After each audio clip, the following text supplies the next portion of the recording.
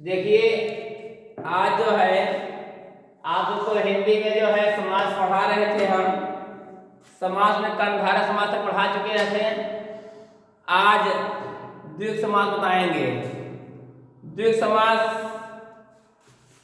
का उदाहरण और उसका परिभाषा क्या होता है, ये समास को आज विस्तार से बताने जा रहा हूँ। आपसे देखिए और जहाँ ना समझ में आए बताते रहिएगा और आप सबको मैं समझाने का प्रयास करता रहूँगा।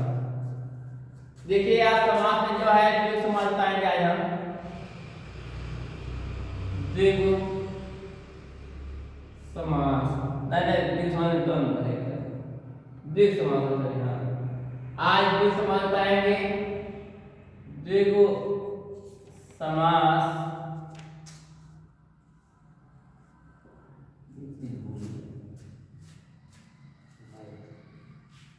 देखिए, द्विग समास की परिभाषा क्या होती है।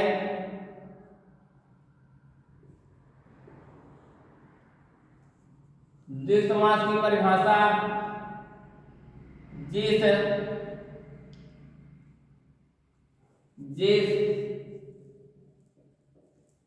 सामसिक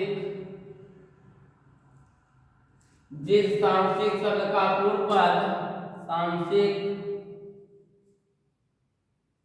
शब्द का पूर्व पद संख्यावाचक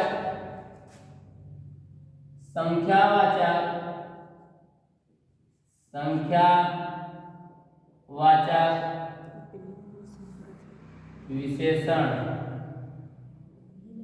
संख्यावाचक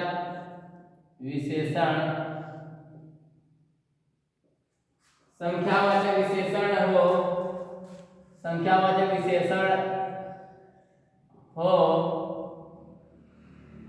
उसे हम द्विग समास कहते हैं।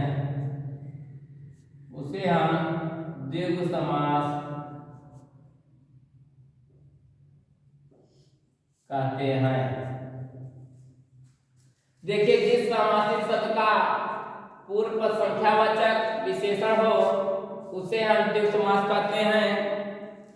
जैसे ग्राफीय रूप से समझाना हो तो कैसे समझाएंगे। देखिए, तो ग्राफीय रूप दिखाने के लिए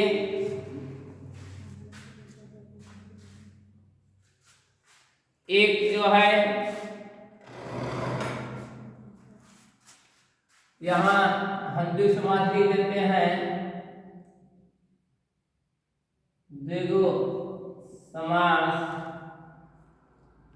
द्विग समास के अंतर्गत एक तो आएगा पूर्व पद, एक आएगा उत्तर पद। एक पूर्व पद होता है,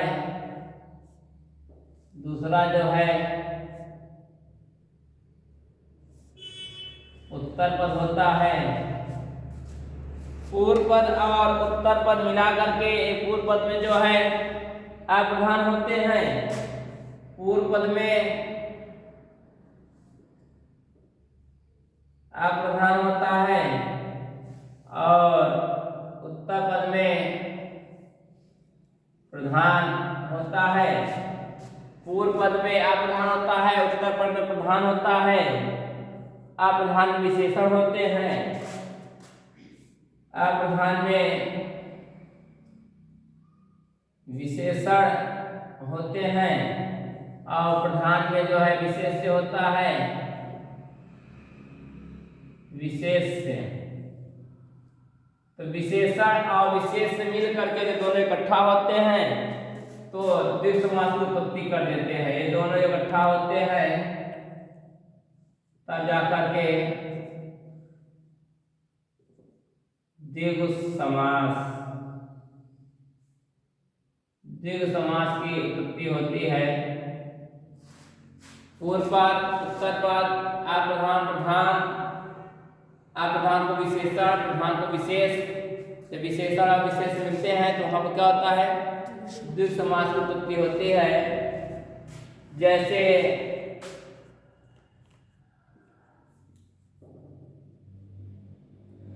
जैसे कह दिया जाए कि पंचवटी, क्या कह दिया जाए, पंचवटी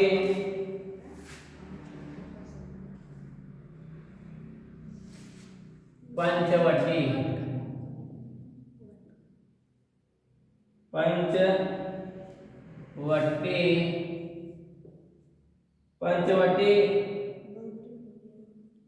में देखिए, पंचवटी में क्या आ रहा है, संख्या रहने आ रहा है, जिसको 5 वृक्ष कहते हैं, 18 वृक्ष है, ठीक है। पंचवटी का क्या लिख सकते हैं, पंचवटी को लिख सकते हैं, पंचवटी में ये क्या है, संख्यावाचक है, ये क्या है, पंचवटी संख्यावाचक है। इसमें विशेष क्या है, विशेष हमारा वटी है, क्या है, वटी विशेष। वैसे सही रूप से देखा जाए तो पंचवटी को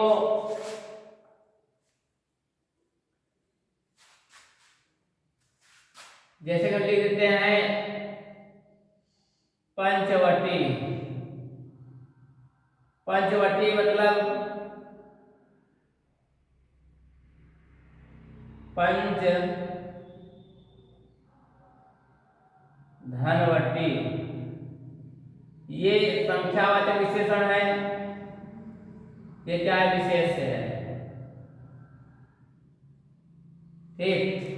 संख्यावाचक और विशेष जहां पर मिलते हैं वहां पर द्विगु समास का निर्माण होता है। पंचवटी यानी कि 5 वट वाले वृक्ष, यानी कि 5 वट वाले वृक्ष, 5 वट वाले वृक्ष है।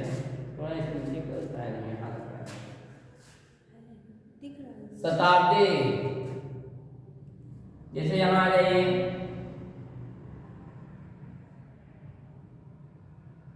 शताब्दी में विशेष क्या है, शताब्दी में विशेष क्या है, अवधि है, क्या है, अवधि,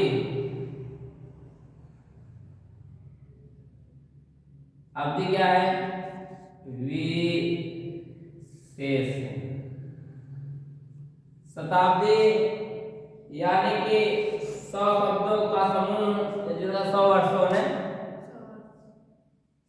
100 शब्दों का समूह, इसे वर्ष भी कहते हैं हम लोग। जैसे आ जाए तिराहा, तिराहा, तिराहा में विशेष क्या है, राहा विशेष है, क्या है, राहा विशेष है। जिस सामाजिक शब्द का पूर्व पर संख्यावाचक विशेषण हो उसे हम द्विगु समास कहते हैं। पूर्व पद क्या हो, संख्यावाचक हो, पहला क्या हो, संख्यावाचक हो, पहले क्या हो, संख्यावाचक हो। देखा तिराहा ना, तिराहा में 3 संख्या आ रहा है, तो 3 राहों का समूह अर्थात 3 राहों का समूह, दशादश आता है इसी में, अर्थात रावण, चौमासा, चौमासा,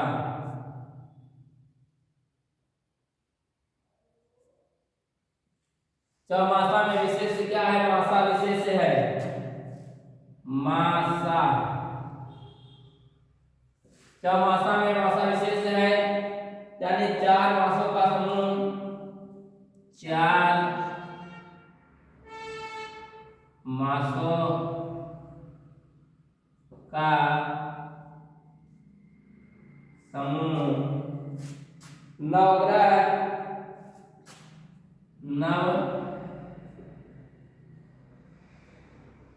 नवग्रह में विशेष क्या है, ग्रह विशेष है, ग्रह क्या है, विशेष है, यानी 9 ग्रहों का समूह, 9 ग्रहों का समूह। और कहते दोपहर, दोपहर पहर जो विशेष है, दोपहरों का समाहार दोपहर, दोपहर, दोपहर में विशेष क्या है? पहर, पहर विशेष है, जिसका अर्थात क्या हमें दोपहरों का समाहार, दो पहरों का समाहार। देखिए द्विग समास में पहला पद संख्यावाची हो और जो अंतिम पद हो वह विशेष से हो, तो जहां पर पहला पद संख्यावाची और अंतिम पद विशेष मिले वहां समझ जाइएगा कि द्विग समास होता है। जैसे कि 4 राहों का समूह चौराहा का दिया जाए, 3 राहों का समूह तिराहा अर्थात तिराहा, ठीक। 9 ग्रहों का समूह अर्थात 9 ग्रह, दोपहरों का समाहार अर्थात दोपहर, अगर 100 शब्दों का समूह अर्थात शताब्दी, ठीक। और कह दिया जाए अगर कि सतमई, सतमई 7 महीने वाला जो माह होता है सतमई, जैसे कह दिया जाए त्रिभुवन, अब तीनों लोकों का स्वामी अर्थात ब्रह्मा, ठीक। त्रिभुवन कह दिया जाए चौराहा है ही, पंचवटी, पंचवटी में क्या होता है? 5 वटों का समूह लिखाए हैं, 5 वट वाले वृक्ष जो होते हैं, माता सीता जी पंचवटी में थी, वो पंचवटी हो गया। कह दिया जाए शताब्दी, शताब्दी लिखाया है, 100 शब्दों का समूह शताब्दी आया हुआ है। ये शताब्दी जो है एमपीपीसीएस में आया हुआ क्वेश्चन है। और पंचवटी जो है टीजीटी 2003, 2005, 2013 में आया है और यूपी वीडियो में भी आया हुआ क्वेश्चन है पंचवटी शब्द। और देखिए यूपी टीजीटी में जो है त्रिभुवन आया है, त्रिभुवन यानी त्रिभुवन मतलब जो तीनों लोगों का स्वामी हुआ अर्थात ब्रह्मा, त्रिभुवन। दोपहर यूपी पीजीटी एग्जाम 2021 में आया था, दोपहर शब्द जो आया है, दोपहर समास कौन समास है? बता दिए द्विग समास है दोपहर। अगर पूछता है कि अष्टाध्यायी कौन सा समास है, तो बता दीजिए अष्टाध्यायी जो है हमारा द्विग समास है। ये भी यूपी 80 में आया है, कनिष्ठ सहायक वाले में आया था, 2016 में आया था। अगर पूछता है कि किस समास का पूर्व पद संख्यावाची होता है, किस समास का पूर्व पद संख्यावाची होता है, तो द्विग समास का पूर्व पद जो है संख्यावाची होता है। ये जो पूर्व पद होता है ये कौन सा कैसा होता है? संख्यावाची भी होता है। क्या होता है? पूर्व पद संख्यावाची, संख्यावाची भी होता है। पूर्व पद संख्यावाची भी होता है। पूछता है किस समास का पूर्व पद संख्यावाची होता है, बता दीजिए किस समास का जो है पूर्व पद संख्यावाची होता है और उत्तर पद क्या होता है? विशेष से होता है। क्वेश्चन ऐसे पूछता है, ये पूछा भी है किस समास का पूर्व पद संख्यावाची होता है, ये पूछा है यूपी टीजीटी एग्जाम 2013 वाले में पूछा है कि किस समास का पूर्व पद संख्यावाची होता है, बता दीजिए कि द्विग समास का पूर्व पद संख्यावाची होता है। देखिए द्विग समास के बाद आता है द्वंद्व समास आता है। और द्वंद्व समास में क्या है देखिए, हम समास का अगला भाग द्वंद्व समास। द्वंद्व समास, अब द्वंद्व समास का परिभाषा क्या होता है देखिए बार सबसे पहले परिभाषा या डेफिनेशन इसका देख लीजिए।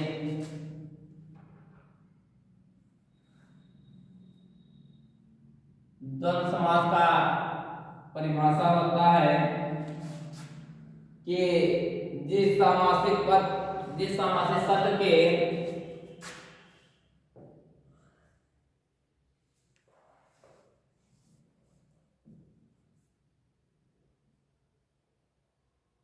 जिस सामासिक पद के जिस सामासिक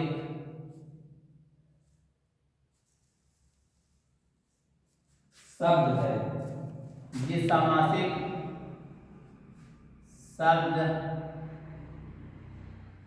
जिस सामासिक शब्द जिस सामासिक शब्द के दोनों पद प्रधान हो, दोनों पद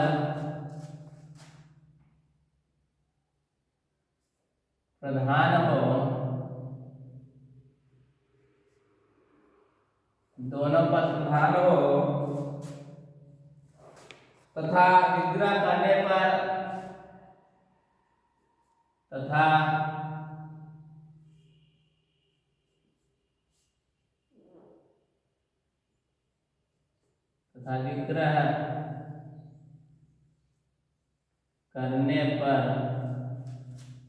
विग्रह करने पर और अथवा या विग्रह करने पर और अथवा या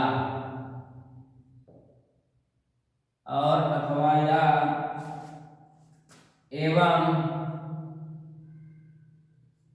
और अथवा या एवं लगता है।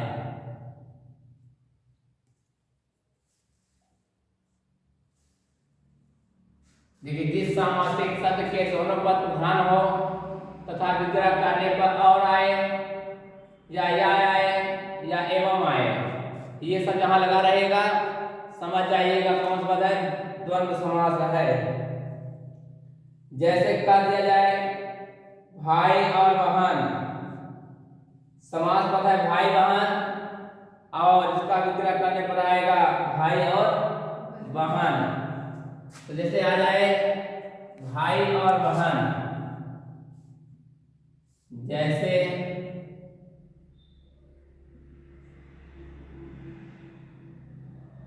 भाई बहन, भाई बहन जैसे आ जाए इसका विग्रह किया जाए तो भाई और बहन लिख दिया जाए, भाई और बहन। देखिए और शब्द आ गया है, जैसे आ जाए दाल भात, दाल भात, दाल भात, दाल और भात, दाल और भात। जैसे आ जाए गंगा यमुना,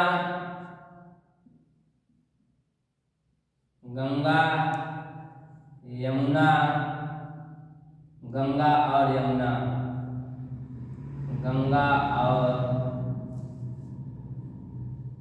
यमुना। जैसे आ जाए आचार विचार,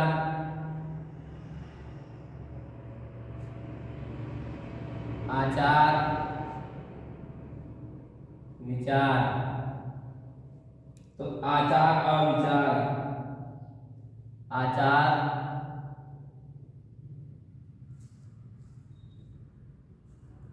और विचार।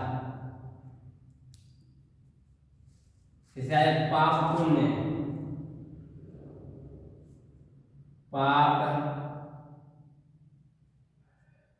पुण्य, पाप पुण्य। बीच में क्या योजना का चिन्ह लगा रहे, फिर समझ जाइएगा दो समास है, ठीक है। पाप पुण्य में पुण्य, पाप और पुण्य, माँ और बाप, जैसे कि आ जाए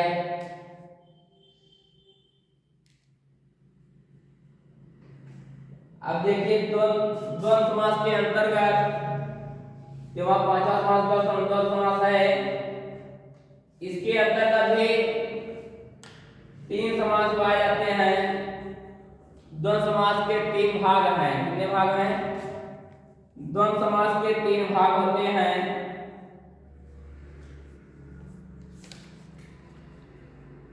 द्वंद्व समास के लिख लीजिएगा, द्वंद्व समास के 3 प्रकार होते हैं। द्वंद्व समास के 3 प्रकार होते हैं। नंबर वन वाला जो है इतरेतर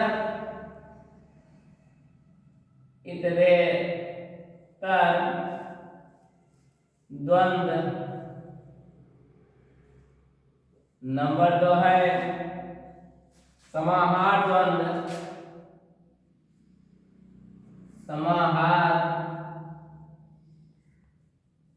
द्वंद्व। नंबर 3 वैकल्पिक द्वंद्व। वैकल्पिक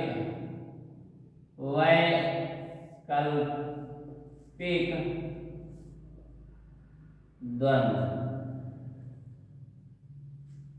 तो इतरेतर द्वंद्व, समाहार द्वंद्व और वैकल्पिक द्वंद्व समास 3 प्रकार के होते हैं।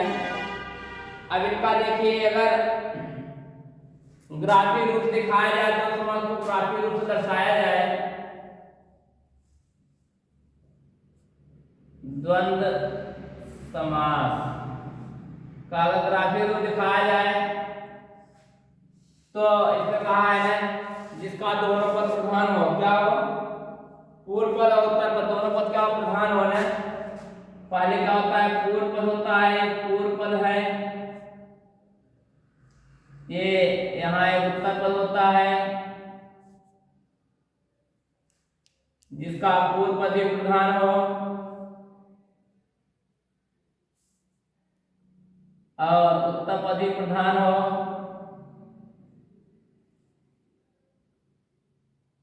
और पूर्व पद प्रधान तो हो, ठीक है। जब इन दोनों को मिला दिया जाएगा, इन दोनों को जोड़ने पर, इन दोनों को जोड़ने पर द्वंद्व समास की उत्पत्ति होती है। और इसमें जो है दोनों पदों को जोड़ने वाले समुच्चय का लोप हो जाता है। जो समुच्चय होता है, ये योजक का चिन्ह होता है, इसका क्या हो जाता है? लोप हो जाता है। ये योजक का चिन्ह लगाइए, इनका लोप हो जाता है। क्या जाता है? जब दोनों प्रधान मिलते हैं तो योजक चिन्ह क्या जाता है? योजक चिन्ह को का लोप हो जाता है।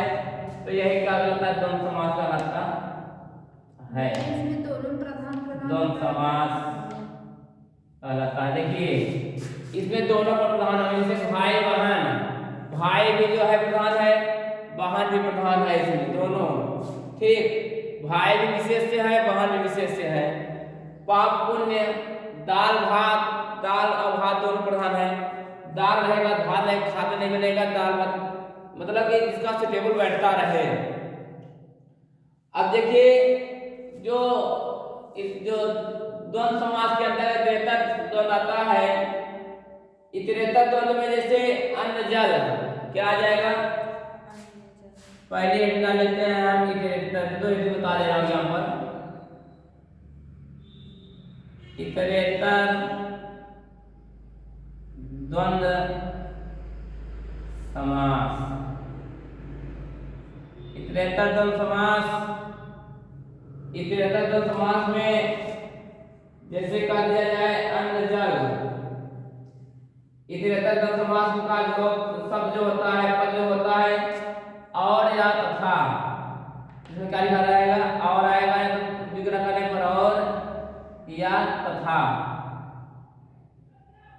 ठीक, इसका इकरेतर द्वंद्व समास का विग्रह करेंगे, बीच में और या तथा का चिन्ह रहेगा। ठीक है, जैसे जैसे अन्न जल, अन्न जल, अन्न और जल, अन्न और जल, अन्न और जल। जैसे आ जाए कंद मूल फल, कंद मूल फल। देखिए ये तीनों विशेष है, तीनों को प्रधान है, तीनों विशेष है। कंद मूल फल, कंद और मूल और फल नहीं, और कंद और मूल तथा या और जो है भाई तथा फल भी लिख दे रहा हूं। ठीक है, कंद और मूल तथा फल, या कंद तथा मूल तथा फल। ठीक, जैसे खट्टा मीठा, खट्टा और मीठा,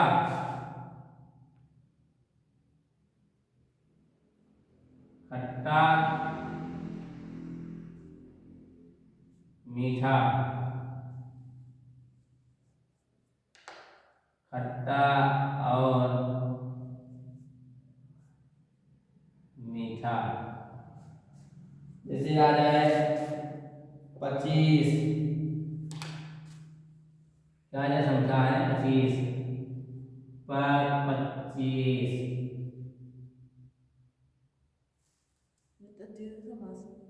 25 अगर आ जाए 5 और 20, 5 और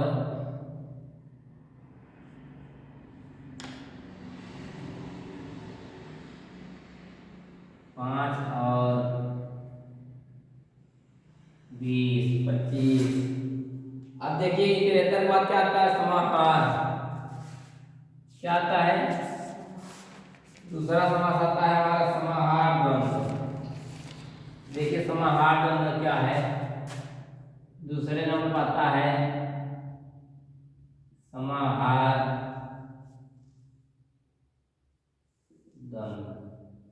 समाहार द्वंद्व में इसे कहते हैं भला बुरा आदि, जिसमें लास्ट में आदि हो, जिसका चिन्ह क्या हो लास्ट में? आदि हो। क्या हो?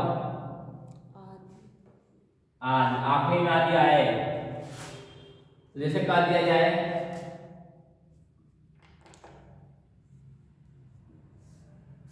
जैसे भला बुरा, भला आदि क्या है? भला बुरा, भला कामा बुरा आदि, दोनों पर प्रधान है। भला बुरा दोनों प्रधान है, दोनों विशेष से है। ठीक है, भला कामा बुरा आदि। जैसे कह दिया जाए हाथ पांव, हाथ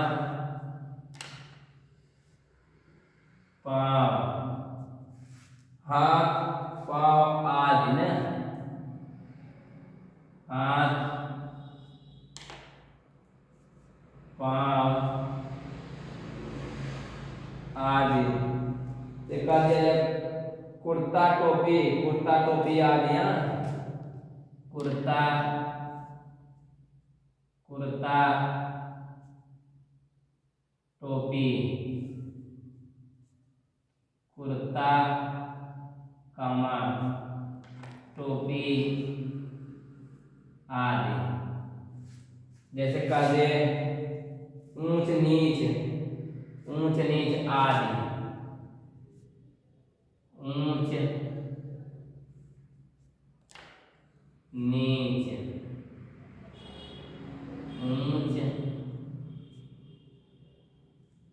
नीच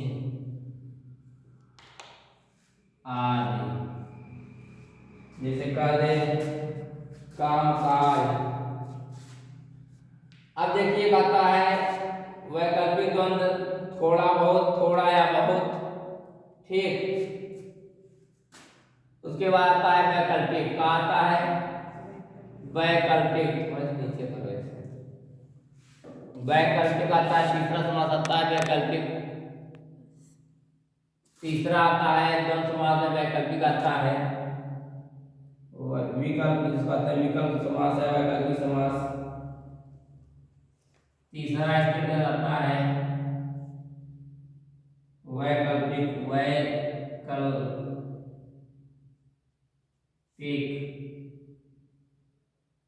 द्वंद्व समास। वैकल्पिक द्वंद्व समास, वैकल्पिक द्वंद्व समास में बीच में जैसे क्या या लगा रहे, या लगा रहे, क्या रहेगा या शब्द रहेगा। समझ जाइएगा कि वैकल्पिक द्वंद्व है। इसका जो थोड़ा या बहुत, थोड़ा या बहुत, थोड़ा बहुत, जैसे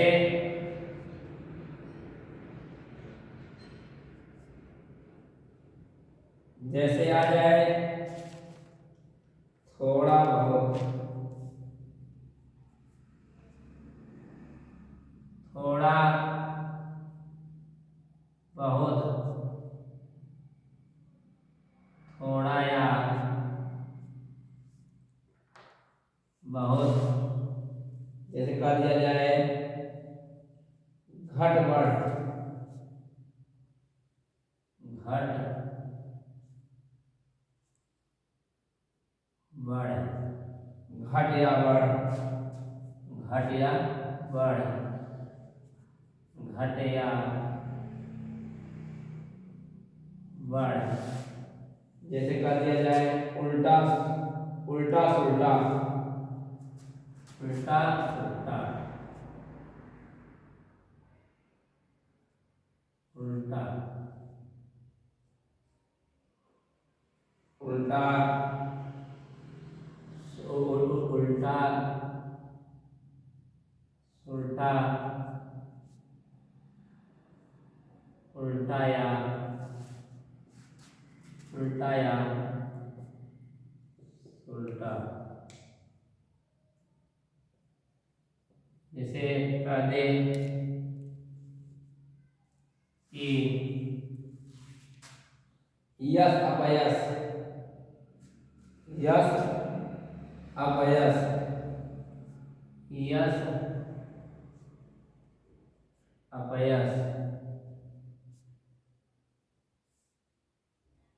यश अपयश, यश या अपयश, यश या, यश या अपयश। जैसे कह दे कि 100 200, 100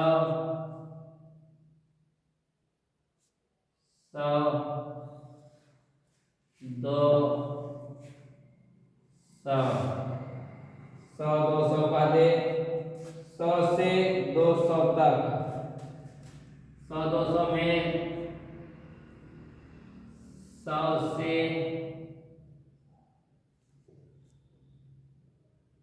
200 तक, 1000 500, 500 से 1000 तक, ठीक। ये सब द्वंद्व समास के अंतर्गत आएंगे।